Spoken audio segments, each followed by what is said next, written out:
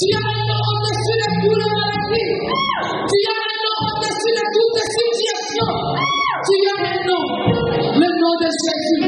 Le nom qui délivre. Le nom qui sauve. Le nom qui purifie. Le nom qui affranchit. Le nom de Jésus. Le nom de Jésus. Le nom qui a fait de penser que je suis. Le nom qui m'a ramassé dans la boue. Le nom qui m'a façonné. Oh Jésus, nous t'adorons ce matin. Nous t'adorons parce que tu es digne. La Bible dit dans les cieux, sur la terre et sous la terre, une unique personne. Une unique personne. Jean pouvait plaider de ce que personne n'a été trouvé digne. Alors que toi, l'amour immolé de Dieu, tu as été immolé de l'effondrement de ce monde. Pour que moi je sois sauvé. Voilà pourquoi nous t'adorons. Et en signe d'adoration, nous voulons t'acclamer. Nous voulons pousser les cris de joie. Nous voulons pousser les cris de joie. Nous voulons te dire ton bien différent. Nous voulons te dire bien merveilleux. Nous voulons te dire bien magnifique. Nous voulons te dire bien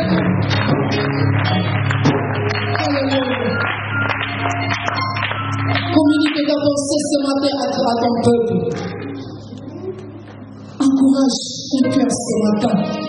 Édifie une âme ce matin. Parle à un peuple ce matin. Et surtout, parle à un cœur. Pour la gloire de ton nom. Nous avons ainsi prié. Amen. Amen.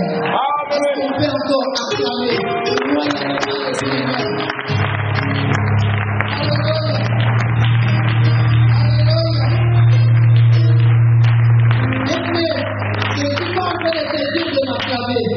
Je ne sais pas ce que j'ai fait de spécial qui mériterait des acclamations. Je ne suis pas en train de te dire d'acclamer pour le chant. C'est vrai qu'ils ont bien chanté. Mais ce n'est pas ça. Je ne suis pas en train de te dire de les acclamer. Mais je suis en train de te dire d'acclamer celui qui est mort. Pour toi à la croix de la croix. Je suis en train de dire que tu acclames celui qui a donné sa vie en poussant pour toi. Oh, celui-là, il mérite les acclamations. Celui-là, il mérite nos acclamations. La vie que tu as, il a pu payer un prix pour que tu puisses la voir. Alléluia. Gloire au Seigneur. Amen. Amen. Amen. Voilà, vous ne m'avez pas donné le temps. Vous savez déjà, de quoi je parle beaucoup. Ça parle de vous. Je le reconnais. Si vous ne me dites pas de m'arrêter, je ne vais pas m'arrêter. On va aller jusqu'à demain matin. Voilà. Donc, dites-moi quand je peux m'arrêter. Parce que, voilà. Nous sommes toujours dans notre année de conquête. Depuis le début de cette année, l'homme de Dieu, inspiré par le souffle divin, nous a décrété cette année comme étant l'année de la conquête. Et depuis le début de l'année, nous ne faisons que parler de cela. Je bénis tous les hommes de Dieu qui sont passés devant ces chers qui est si cher pour ceux qui sont chers, pour pouvoir communiquer la pensée de Dieu à son peuple, à ce qui concerne la conquête. Nous avons appris en long et en large ce que c'est que la conquête. Je ne suis pas là ce matin pour reparler ou réexpliquer ce que c'est que la conquête, parce que je parie que tout le monde dans la salle, même si j'ai demandé à Samuel, il pourra me dire ce que c'est que la conquête. Alléluia. Je suis là, je suis certain que nous les savons tous. Et ce matin, alors que je me réveillais ce matin, pendant que j'étais en train de méditer sur ce que je devais parler au peuple de Dieu ce matin, je me suis rendu compte que nous sommes au 9e mois. Alléluia. On est aujourd'hui le 2 septembre, donc nous sommes au 9e mois. Et les mamans, vous comprendrez bien ce que je vais dire par là. 9e mois pour une femme qui est grosse, ça veut dire le mois de l'accouchement. Alléluia. Durant tout ce mois qui se sont passés, nous avons été engrossés par la parole de Dieu. Nous avons entretenu notre grossesse avec la connaissance que nous avons acquérie. Et ce mois-ci, c'est le mois de l'accouchement. Et je voudrais te dire, j'ai été mandaté par le Saint-Esprit comme étant une sage femme pour t'accompagner à l'accouchement. Durant ces mois, jusqu'à ce que nous finissions ce mois, je te jure que tu dois accoucher.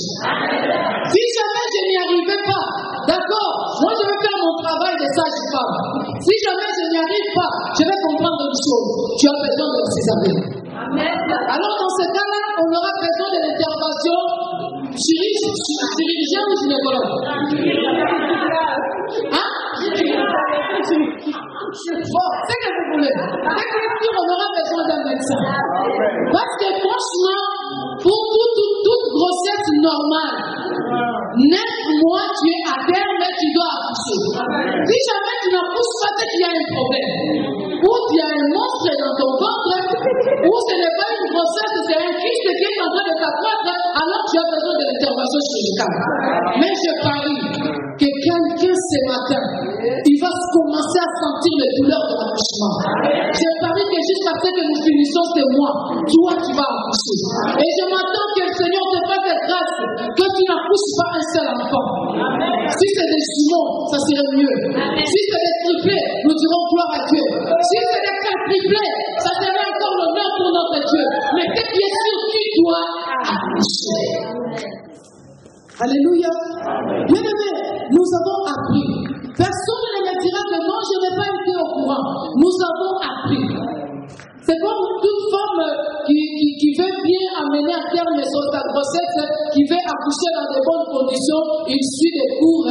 Comment vous appelez ça déjà? Les cours d'accouchement. C'est ça, hein?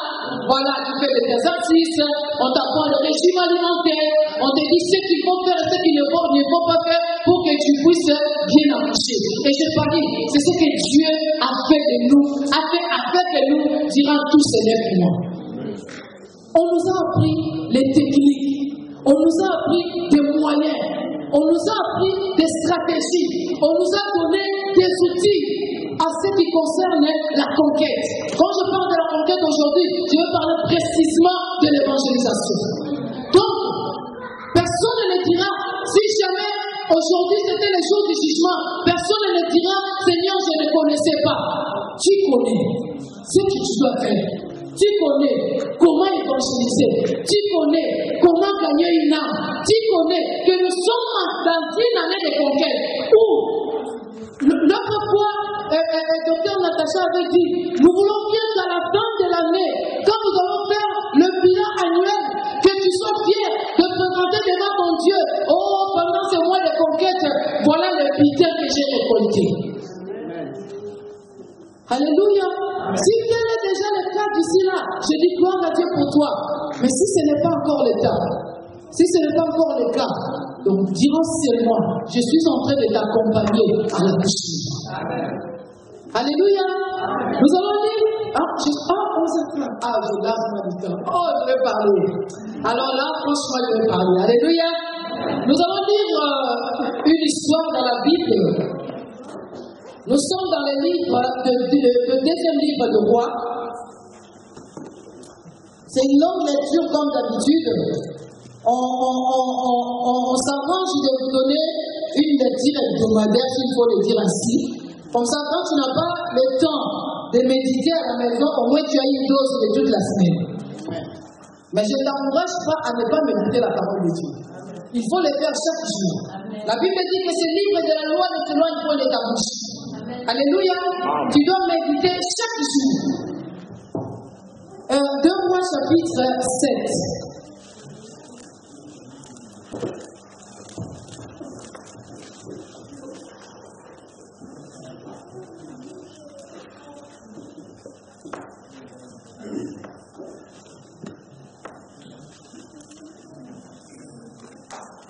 Vous allez nous aider à la lecture, s'il vous plaît. Nous commençons au verset 1 et nous allons nous arrêter d'abord au verset 12.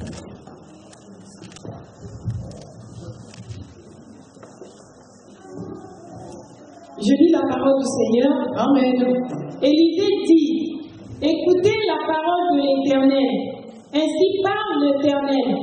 Demain, à 7 heures, on aura un séa de fleurs de farine pour un cycle, et 2 séas d'orge pour un cycle, à la porte de Samarie.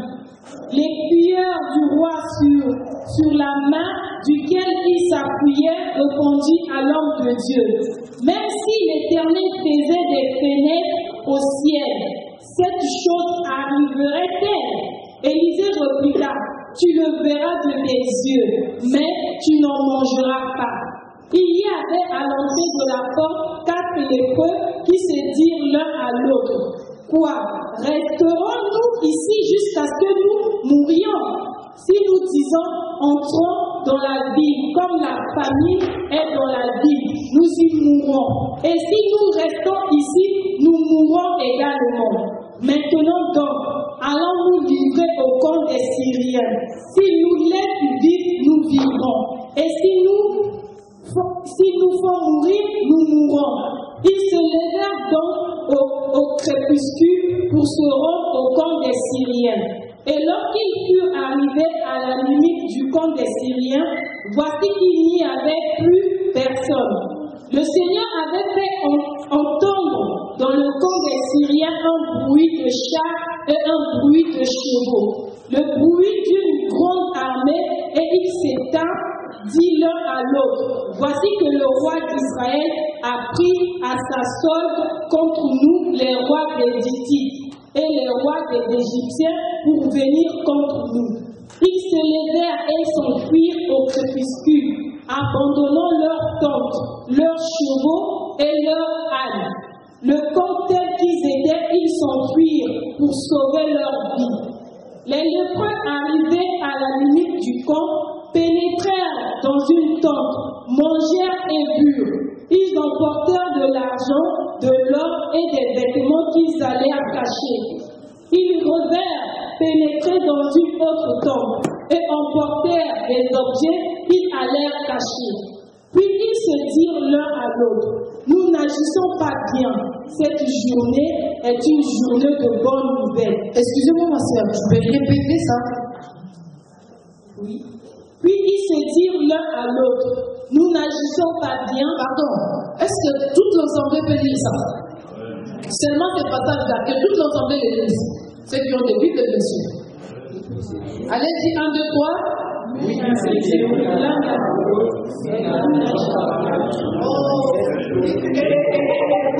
Écoutez.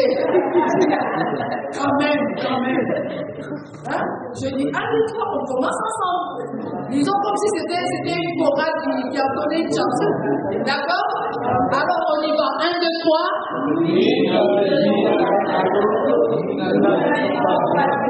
Merci ma soeur. On s'arrête un peu, on va continuer après. Le sujet que je vais parler ce matin, nous n'agissons pas bien. Amen. Alléluia. Amen. Cette histoire, ça commence au chapitre 6. C'est une histoire douloureuse, pleine d'émotions, pleine de compassion, mais riche en révélation. La Bible dit qu'il y a un moment où un roi de Syrie qui s'appelait Ben-Hadad, il s'est emparé d'Israël, il est assujetti et il est tourmenté, il est maltraité à tel point qu'il y a eu une famine terrible en Israël. Il n'y avait plus de quoi manger, il n'y avait plus de quoi boire. Il y avait une de ces famines comme il n'a jamais existé en Israël. À tel point que les gens qui ne pouvaient ni acheter, ni manger, ni cultiver, ni labourer, ils se sont mis d'accord pour manger leurs enfants. Alléluia. Des mamans se mettaient d'accord, voilà ce qu'on a dit, puisqu'on ne va pas manger, on va mourir et nos enfants mourront avec nous. Ce qui est mis à faire, on va s'entendre. Commençons par manger ton enfant. On va le manger aujourd'hui, demain, après-demain, une partie après partie. Et quand on aura fini ton enfant, après on va aussi manger ton enfant. C'est comme ça que ça s'est passé en Israël. Les femmes ont décidé à manger leur propre enfant à cause de la famine. Et deux de ces femmes qui se sont mis d'accord pour faire comme les autres le faisaient, ils ont mangé l'enfant de l'île. Après qu'ils ont fini pour que l'autre donne aussi son enfant, elle a la Marie. Elle est allée cacher son enfant. Elle dit non, de toutes les façons, c'est mon enfant, je l'ai quand même porté dans mon ventre. Mais moi, je ne peux pas le manger pendant qu'il a déjà mangé l'enfant d'autrui. Et cet enfant, se cachant, impuissante, elle ne savait plus quoi faire. C'était quelque chose d'illégal. Elle ne pouvait pas publier ça. Elle ne pouvait pas aller se plaindre à la justice ou chercher l'intervention des gens. Parce que c'était quelque chose d'horrible et d'abominable. Et comme par hasard, dans ces tourments, dans ces inquiétudes, comme par hasard, il voit le roi passer. Le roi qui ne voyait plus l'utilité de rester sur son trône, parce qu'il voyait combien son peuple souffrait, combien il était impuissant de faire quelque chose à cause de la souffrance qui régnait dans son pays. Il prenait le plaisir à déambuler dans les rues du village.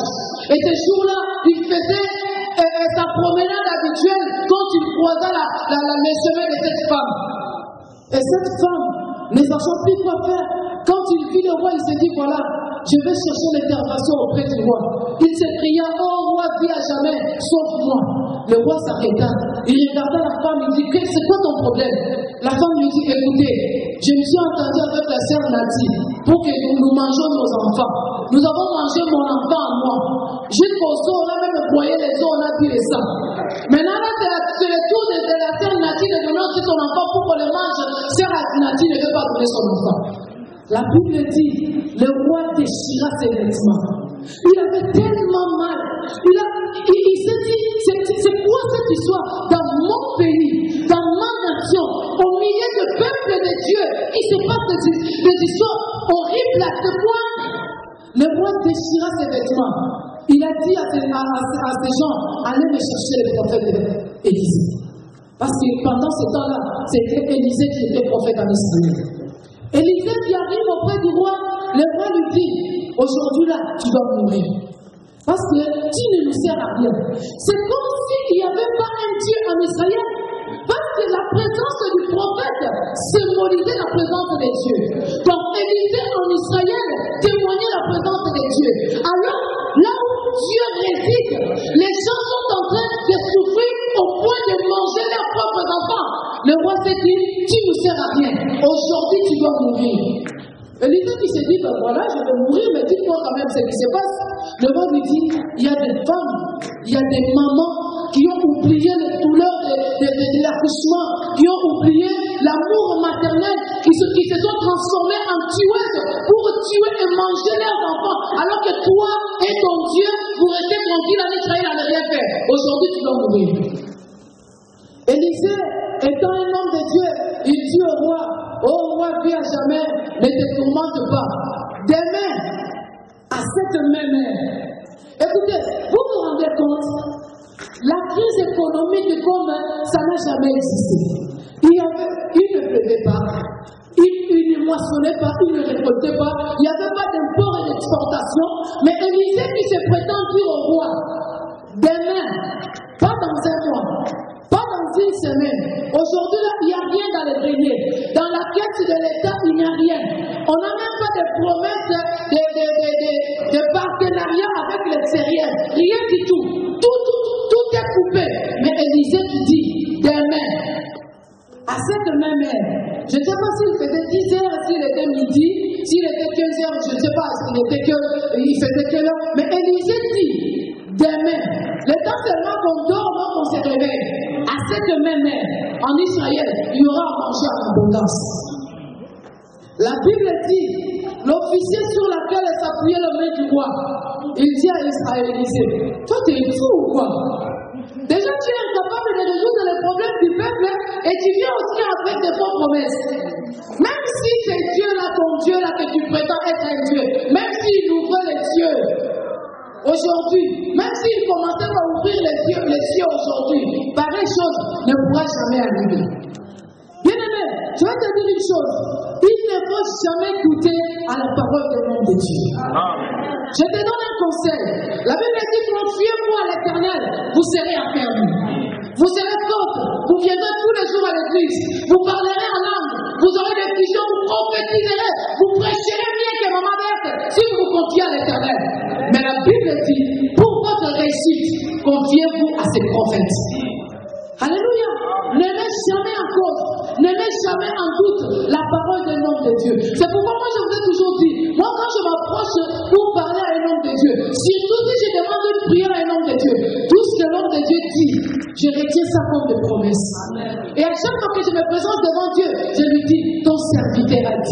Parce que la Bible dit, il est toujours derrière le parole de ses serviteurs pour l'accomplir. Ces serviteurs-là peuvent dire quelque chose inspiré par le Saint-Esprit, ou il peut le dire dès sa volonté.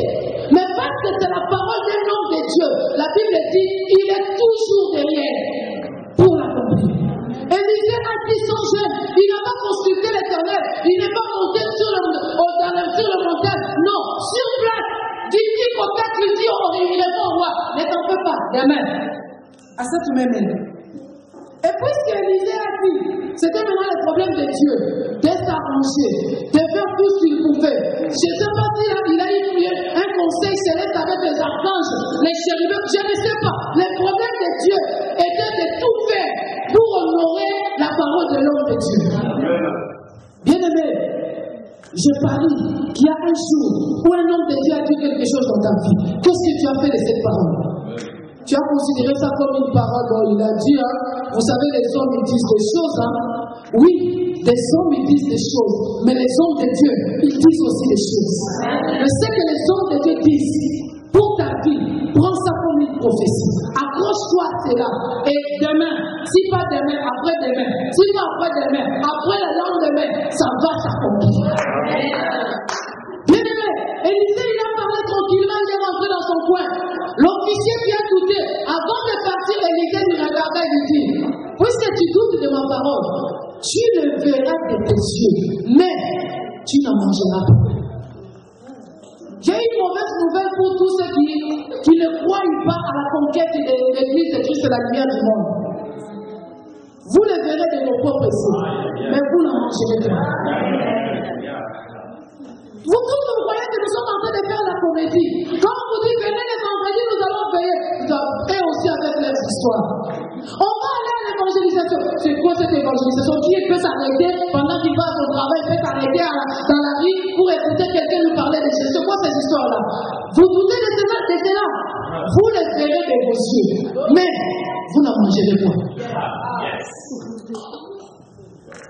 Les fruits de la conquête, vous les verrez de vos yeux. Je bénis le Seigneur pour tous ceux qui sont avec nous.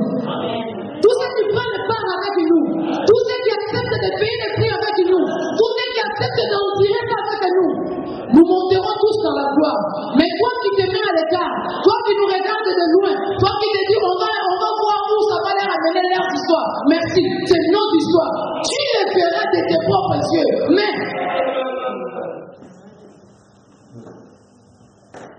alléluia. Élisée a dit à l'officier, tu le verras de tes propres yeux, mais tu n'en mangeras pas. L'officier, c'est encore, je parie, il s'est encore moqué d'Élisée. Il s'est dit, dites-moi la paix avec vos histoires des dieux, des histoires, toujours des histoires. Élisée, il est parti. La Bible dit, en dehors du camp, il vivait contre le peuple. Comme dans la coutume, le lépreux n'avait pas droit de cohabiter avec les gens qui étaient en bonne santé. Il n'avait pas droit de vivre dans la ville. Il suffisait qu'on détecte en toi une lettre, on te mettait hors du camp. Et pendant ce temps-là, il y avait 4 lépreux qui habitaient hors la ville. Alors qu'il y avait l'abondance dans la ville, leur famille prenait soin de leur amener à manger. Du pain, de la viande, de l'eau, ils les nourrissaient. Mais déjà dans la ville, il n'y a rien à manger. Que croyez-vous qu'ils allaient amener aux lépreux? Les lépreux, ils sont, à part la lèpre, la maladie qu'ils avaient, ils se sont mis à se tourmenter à cause de la famine. Un jour, ils se regardent, ils se disent, écoutez, déjà, la ville, il n'y a rien à manger là-bas. Si nous y entrons, ils vont nous tuer parce que nous sommes lépreux. Si nous entrons dans la ville, c'est comme si nous avons violé la loi. Et toute personne qui viole la loi en Israël était censée être tuée. Donc, si nous entrons là-bas, même si les gens ne vont pas tenir compte de la loi pour nous lapider, la famille nous tuera quand même. Et même si nous restons ici, rien à faire avec nous aussi ici. Donc, ici aussi, nous allons mourir. Mais au moins, allons dans le cas adverse. Les Syriens sont juste en face de nous. Si nous y allons, et aussi, sachant que nous sommes des Israélites, ils vont nous tuer. Mais au moins, nous aurons trouvé quelque chose à manger. On voudrait bien mourir quand même les ventres pleins. Alléluia. On va bien mourir mourir parce que si c'est qui est sûr, ils vont nous tuer. Mais au moins, nous aurons trouvé quelque chose à manger. Contrairement à rester ici ou à entrer en Israël. Ils se sont mis d'accord. Tu es d'accord, mon frère? Oui, mon frère, allons-y. C'était au crépuscule, au moment du soir. Bien aimé, il y a un mystère au moment du soir. Alléluia. N'aie pas peur de te retrouver le soir de ta vie. Parce qu'il y a un mystère qui est attaché au moment du soir. Et ces 4 lépreux, ils ont saisi cette occasion. Ils ont profité de ces crépuscules pour aller affronter le camp adverse, sachant qu'ils étaient incapables. Pas la force, parce qu'ils avaient déjà faim, ils étaient malades, ils n'avaient pas la force de combattre, ils n'avaient pas les armes pour combattre, mais ils se sont quand même décidés d'aller affronter le camp adverse. La Bible dit, pendant qu'ils se sont levés, pendant qu'ils ont commencé à marcher, oh Dieu, il est merveilleux. Bien aimé, il suffit que tu te décides à faire quelque chose, Dieu accompagnera ta décision. La Bible dit, Dieu a fait entendre des cieux. Est-ce que vous comprenez combien il est merveilleux ce Dieu? Puisque les lépreux se sont décidés, ils ont pris la décision d'agir. La Bible dit Dieu a fait entendre Dieu. Il y a un bruit. Les Syriens ils se sont dit, mais quoi? Israël s'est lié avec les Étiens, les Égyptiens pour nous attaquer. Alors qu'à l'époque, l'Égypte était la puissance mondiale. Ils disaient tellement que vous savez que vous avez l'affaire à l'Égypte. Même pas la peine d'aller chercher les armes. Même pas la peine de répondre au cri des combats. Fuyez. La seule solution était la fuite. Et quand les Assyriens se sont rendus compte que le roi d'Israël, je me demande qui lui a même dit qu'il est allé se lever avec le roi d'Égypte. Ils se sont dit, ah non, l'Égypte, on ne veut pas avoir l'affaire avec l'Égypte. Fuyons. La seule solution contre l'Égypte, c'est la fuite. Alors, faisons simple. Ne cherchons pas à compliquer les choses. Ils ont pris la fuite. Tout le monde, homme comme femme, guerrier comme pas guerrier, cadre comme subalterne, huissier comme tout le monde, la Bible dit, ils sont partis tous, abandonnant tout derrière eux. Donc ils n'ont même pas eu le temps de fermer les portes. Parce que tellement que ce bruit-là, bien aimé, ce n'était pas le bruit des chars qu'ils ont l'habitude d'entendre. Ils connaissaient les sons des chars des Israélites.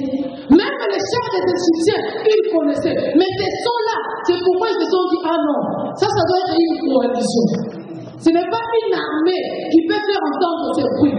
Ça doit être une coalition. Alors, déjà, si nous ne pouvons pas face à l'Égypte seule, et si c'est une coalition, c'est bon. Ils sont partis précipitamment, abandonnant tout derrière eux. Et la Bible dit, pendant que les lépreux arrivaient dans le camp, la première tente qu'ils ont vue, c'était ouvert, il n'y avait personne. Ils se sont dit, bon d'accord, on va profiter d'entrer là, de manger vite fait, comme ça quand ils viendront nous tuer, on aura déjà mangé quelque chose. Ils sont entrés, ils ont mangé, ils ont fini de manger, ils ont vu que personne n'arrivait. Bon d'accord, on va prendre quelques or et quelques objets précieux, on va aller cacher quelque part. Ils sont allés, ils ont caché quelque part. Ils sont revenus dans la deuxième tente, il n'y avait personne. Ils ont fait la même opération. Dans la troisième tente, la quatrième, c'est que finalement ils ont constaté qu'il n'y a personne au camp. Et ils se sont regardés l'un à l'autre. Écoutez, manger c'est bien. Prendre les objets à les cacher c'est bien. Et après, puisque nous sommes encore au crépuscule, profitons du crépuscule. Parce que quand il fera jour, les Syriens vont revenir. Quel sera notre sort? Or, nous avons un peuple qui pourra nous soutenir. Si jamais nous leur annonçons la bonne nouvelle, ce peuple-là est affamé. L'attente de ce peuple-là pour le moment, ce n'est pas notre lèvre qui va leur préoccuper. Leur attente, c'est à manger. Il suffit qu'on leur dise que nous avons trouvé à manger. Ils ne tiendront plus compte de notre lèvre. Ils se sont dit l'un à l'autre, nous n'agissons pas bien. Est-ce que tu peux regarder ton frère et lui dire, nous n'agissons pas bien? Non, on va faire ça. Ne faisons pas ça en nous. Fais ça en Dieu. Dis à ton frère, je n'agis pas bien. Pourquoi les lépreux ont dit que nous n'agissons pas bien? Ils ont compris une chose. Cette journée est une journée de la bonne nouvelle.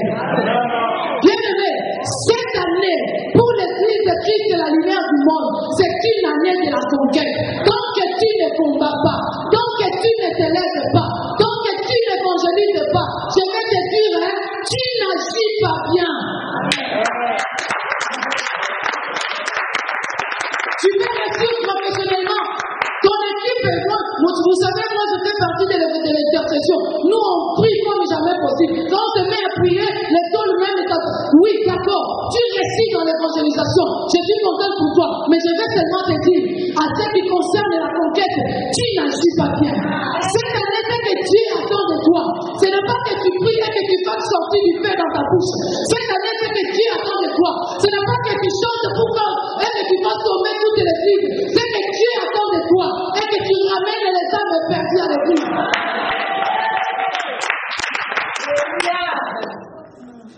Je suis content pour toi. Tu as perfectionné ton service à l'église. Le protocole s'est en train de s'organiser. J'ai dit amen pour toi. Les choristes, moi-même, je vous ai compté. J'ai dit, on a maintenant la chorale là. C'est super. Ils chantent comme les anges. Je suis content pour vous. Quel service encore? Je suis content pour vous. Je suis d'accord. Vous vous perfectionnez. Mais ce n'est pas ça l'attente de Dieu pour vous cette année. Alléluia. Nous sommes dans une année de conquête. Et la conquête, nous avons défini ça de plusieurs manières, mais nous avons fait simple pour dire, nous voulons conquérir les âmes perdues. Tant que tu n'auras pas conquis, ne fût-ce qu'une âme perdue, tu n'agis pas bien. Et puisque tu n'agis pas bien, Dieu n'est pas d'accord avec toi. Maintenant, si Dieu n'est pas d'accord avec toi, imagine la suite. Les lépreux se sont dit, c'est vrai, nous avons été abandonnés par nos miens. Les nôtres nous ont abandonnés, c'est vrai. Ils nous ont considérés comme de moins que rien. Nous avons été abandonnés hors du camp. On dormait dehors, sous la pluie, sous les soleils, les tempêtes. Oui, mais seulement cette journée est une journée de bonne nouvelle. Bien-aimé, personne ne pourra me dire que tu n'as pas une bonne nouvelle à annoncer de la part de Dieu durant toute cette année. Dieu a fait, même pas de grandes choses, même une petite chose dans ta vie, Dieu l'a fait. La preuve, tu es en vie et tu es là ce matin. Tu sais combien sont morts depuis le 1er janvier jusqu'aujourd'hui, nous sommes le 2 septembre. Tu peux compter le nombre de gens qui sont morts. Et pourquoi pas toi? Qu'est-ce que tu as de spécial? Ou qu'est-ce que tu as fait de spécial? L'homme, la Bible dit, n'est pas le maître de son souffle. Tu ne pourras pas me dire non parce que j'entretiens bien mon corps. Tu ne pourras pas me dire parce que je suis un régime alimentaire équilibré. Tu ne pourras pas me dire non parce que je ne fais pas de bêtises. Non, il y a de ceux qui ne font pas de bêtises, qui sont mieux cadrés que toi, mais qui sont morts. Si tu es encore en vie, c'est que Dieu attend quelque chose de toi.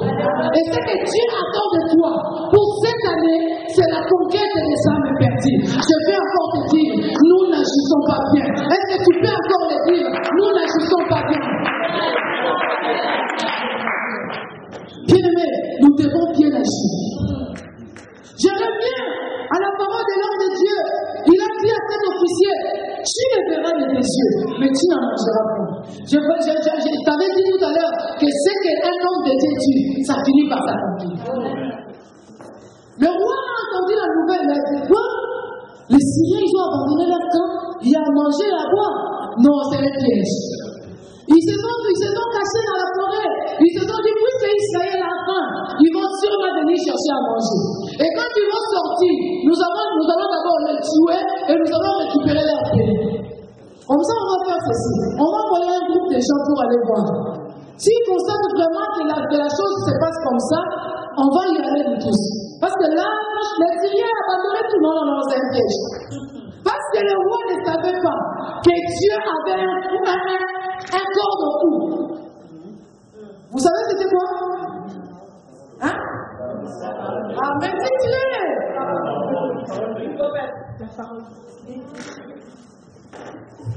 Il avait un corps de cou. L'homme de Dieu avait déjà dit. Il était obligé, d'une manière ou d'une autre, de faire tout ce qui était à son pouvoir pour accomplir cela. Yes. Et pour le faire, Dieu a fait entendre un bruit des cieux. Bien-aimé, pour ta situation, pour ton problème, ce qui te tourmente là qui n'arrive pas à te laisser là. La chose que tu vois que ça ne peut pas marcher dans ta vie là, je vais t'annoncer ce matin. Du haut du ciel, Dieu va faire entendre un bruit. Dieu va faire entendre un bruit. Ce bruit-là, personne ne comprendra d'où ça vient. Les Syriens, un peuple guerrier. Vous savez, moi j'ai vécu en Angola pendant que l'Angola était en guerre. Les militaires, j'ai vécu aux côtés de l'ONITA. Les militaires de l'ONITA, même s'ils entendent des coups de feu, ils ne paniquent pas. Ils ne s'enfuient pas tout de suite. Ils restent calmes et ils observent. Ces bruits-là, ça vient d'où? Parce que ce qui est vrai, selon les techniques des militaires, moi je n'ai jamais été militaire, mais c'est que nous avons compris. Quand les militaires viennent encercler une ville, un quartier ou quoi, ils encerclent bien sûr, mais ils laissent toujours une issue. Il y a toujours une voie de sortie. Ils ne laissent pas ça pour les militaires, ils laissent ça pour la population. Parce que c'est dit, nous allons nous battre avec les militaires. Mais la population n'a rien à voir avec la guerre. Donc on va leur laisser une porte de sortie. Donc les militaires, quand tu commences à entendre le bruit, les coups de feu ou les bruits des chars, ils ne paniquent pas tout de suite. Ils restent tranquilles, ils cherchent à savoir ça vient d'où. Du nord, du sud, ou là, ça sort du sud. Donc par l'est, on peut courir par l'est.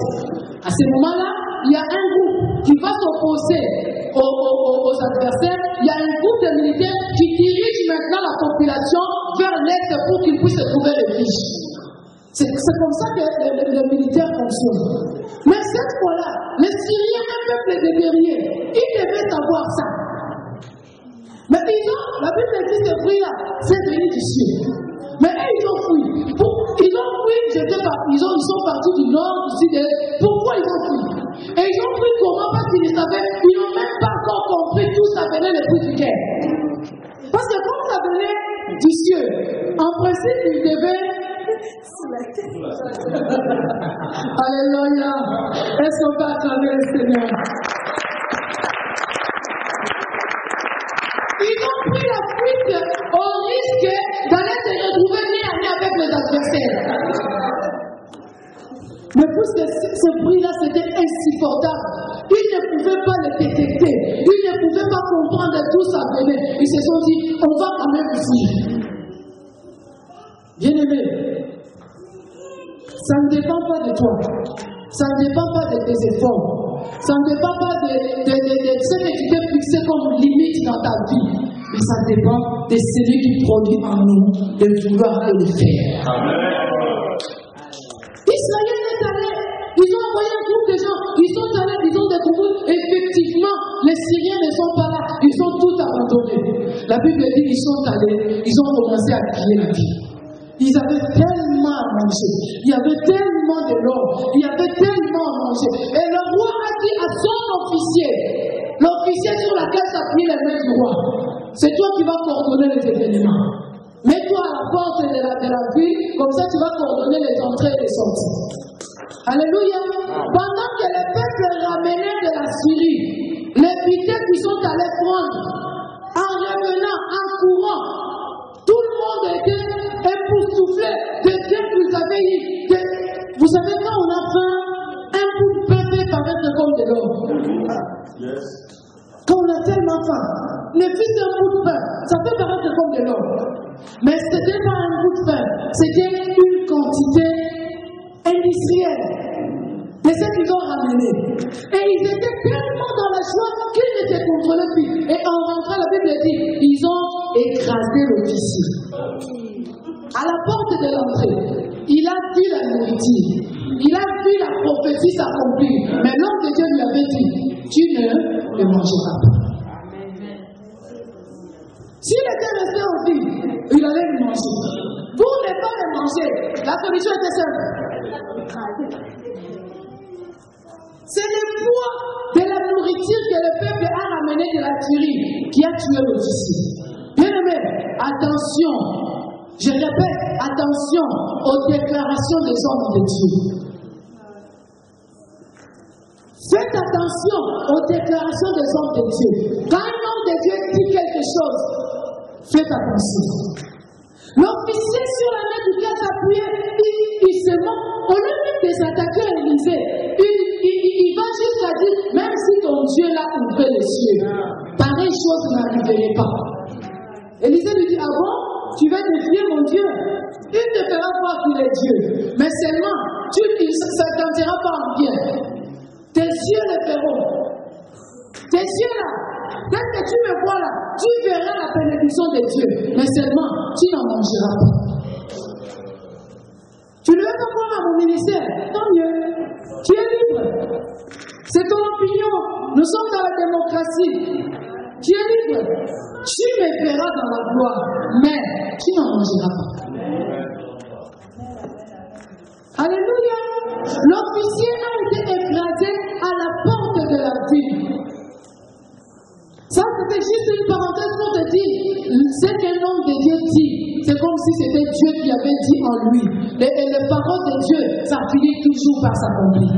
Mais notre problème aujourd'hui, c'est le lépreux qui ont pris conscience.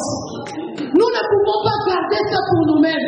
Nous avons la famille, nous avons des compatriotes, nous sommes un peuple, et ce peuple-là est dans la souffrance, ce peuple-là est dans la misère. Nous ne pouvons pas garder cette bonne nouvelle pour nous-mêmes. Nous ne pouvons pas les garder. Nous n'agissons pas bien. Allons annoncer à nos frères.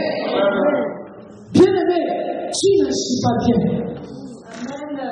Venir à l'église, je dis gloire à Dieu. Écouter la parole de Dieu, c'est bien. Mais la Bible dit, ne vous bornez pas à écouter la parole de Dieu. Mettez-les en pratique. Et la pratique de la parole de Dieu cette année, ce n'est rien d'autre que l'évangélisation. L'homme de Dieu, la dernière fois que la séance de l'évangélisation a été organisée, il y avait combien de personnes?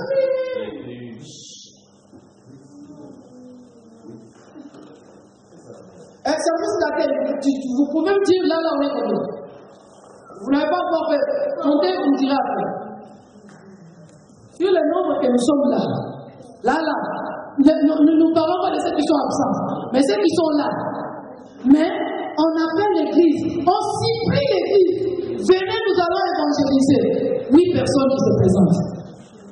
Toi là, tranquille chez toi, tu dis, c'est pas mon problème. Tranquille chez toi devant la télé, avec ta télécommande à la main. M6, non, M6, je ne sais pas, il n'y a pas de bon programme. Je vais regarder quoi? La 2, la... Tranquille. Pendant ce moment-là, tu les savais. Tu savais qu'à l'église, ils organisaient l'évangélisation. Tu vas me dire, non, vous savez, moi, je ne sais pas prêcher, je ne peux pas aborder quelqu'un. Mais il y a un homme de Dieu qui nous a dit la dernière fois ici, même si tu ne peux pas parler, accompagne ceux qui parlent. On a l'évangélisation. Moi, je ne sais pas. Très honnête, je n'arrive pas à aborder les gens dans la rue. Comme ça, d'accord, je vais t'accompagner. Quand tu vas commencer à parler, moi, intérieurement, dans mon cœur, je vais commencer à intercéder. Dieu touche les cœurs des gens. Voilà. Mais toi, tranquille chez toi, assis calmement, tu n'es même pas gêné, même pas choqué. À moins que tu ne sois pas de l'autre. Si tu étais vraiment dans cette attitude, à moins que tu ne sois pas de l'autre. Amen. Alléluia. Parce que c'est qui est vrai. Ils sont au milieu de nous, mais ils ne sont pas de l'autre. Voilà pourquoi ils ne nous comprennent pas. Voilà pourquoi ils ne prennent pas part à ce que nous faisons. Quand on dit on va faire, ils disent oui, ils vont faire parce que tu fais, c'est pas moi. Nous n'agissons pas bien. Mon frère, tu n'agis pas bien. Jésus qui était Dieu sur la terre, pendant qu'il était sur la terre, il a dit, mon Père agit, moi aussi. Mais quoi, termine ta même affaire, c'était les gentils. Ah oui, je sais qu'aujourd'hui tu ne vas pas beaucoup m'aimer, je m'attendais à toi. Et je vais continuer comme ça jusqu'à la fin du mois. Je t'ai dit que tu es en train de t'accompagner à l'accouchement. Les douleurs d'enfantement n'ont jamais été supportables. Ça crie, il y a même des femmes qui arrivent à insulter. Merci. Nous sommes 68 personnes. Merci ma soeur de cette précision. Elle a bien précisé ce matin. Ça veut dire que d'autres matins, on est plus que ça. Mais ce matin-là, 68, mais l'évangélisation la fois dernière, il n'y a eu que 8 personnes. Ça veut dire 68 personnes étaient tranquilles chez eux. Il y en a même un qui a dit je vais aller faire les magasins. Sans l'argent dans la poche, mais il est quand même allé faire les magasins.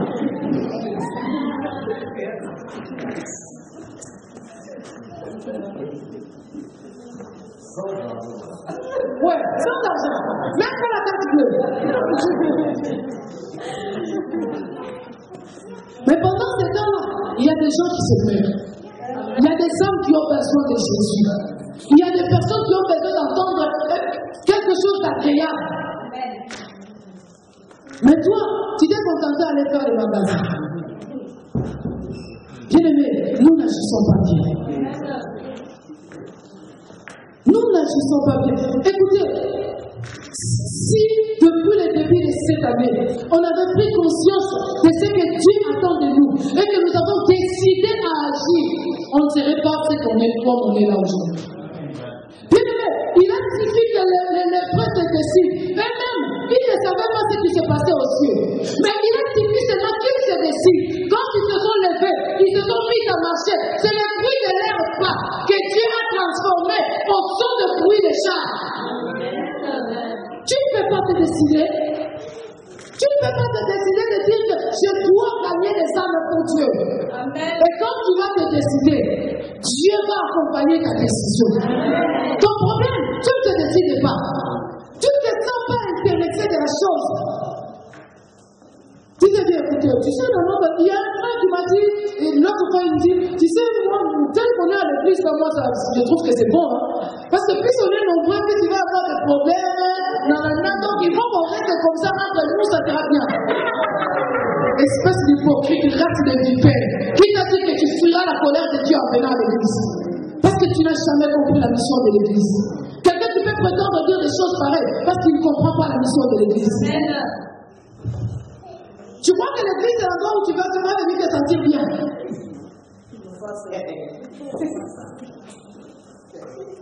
Jésus, en quittant les cieux et venant sur la terre, il s'est dit je vais aller me sentir bien sur la terre. Ne croyez pas que je sois venu apporter la paix, mais l'épée. C'est Jésus qui le dit. Ne croyez pas que je sois venu apporter la paix. Et pourtant, il est le prince de la...